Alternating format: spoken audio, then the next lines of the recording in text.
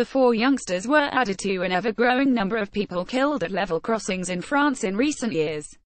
The numbers make for alarming reading. In 2014 there were 121 collisions recorded at level crossings in France that left 25 people dead. Back in the year 2000 the death toll was 51. Last year in 2016 there were 31 deaths and 15 serious injuries after 111 accidents. In all, between 2011 and 2016, 187 people were killed at level crossings in France and scores more left seriously injured. And the death toll in 2017 looks set to be the highest in many years. Even before Thursday's horrific crash, the number killed at level crossings this year exceeds 30.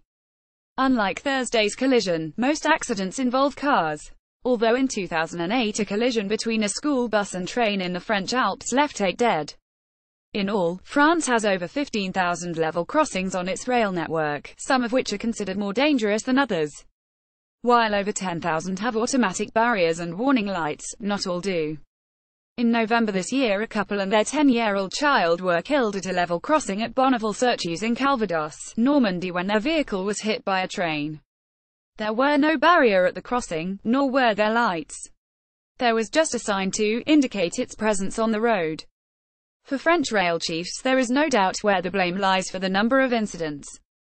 98% of accidents at level crossings are down to drivers not respecting the rules of the road, a source at SNCF told The Local. In other words, drivers ignore closing barriers or drive around them, an offence that will result in a fine of €135 and 4-point penalty.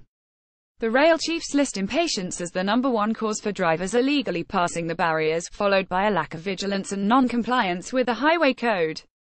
The other 2% are caused by malicious acts, which could include the crossing being vandalized or damaged in some way.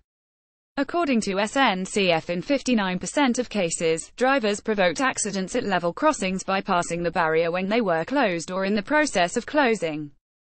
In 38% of cases, drivers made an error and ended up stuck on the crossing. A 2015 survey carried out by SNCF revealed 1 in 5 French drivers admitted illegally passing the barriers at a level crossing. SNCF are also trying to raise awareness among drivers of the dangers of level crossings, notably among young motorists. For example, many underestimate the distance needed for a train to come to a halt.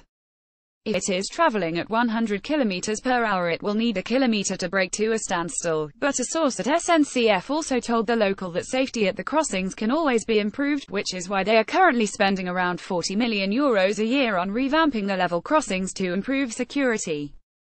And there is no doubt that some level crossings are deemed more dangerous than others. As of 2017 there are 162 considered more dangerous than others. Although SNCF says often it is just a case of those with most road and rail traffic are the ones where most accidents occur. In all, some 15% of accidents are concentrated in 1% of crossings.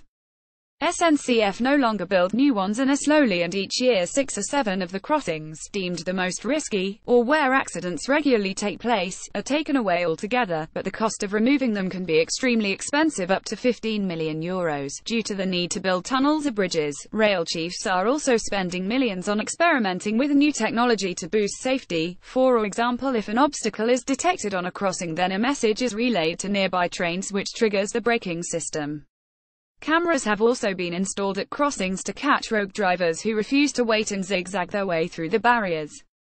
Authorities say the cameras are having a big impact in cutting down the number of infractions by drivers at crossings.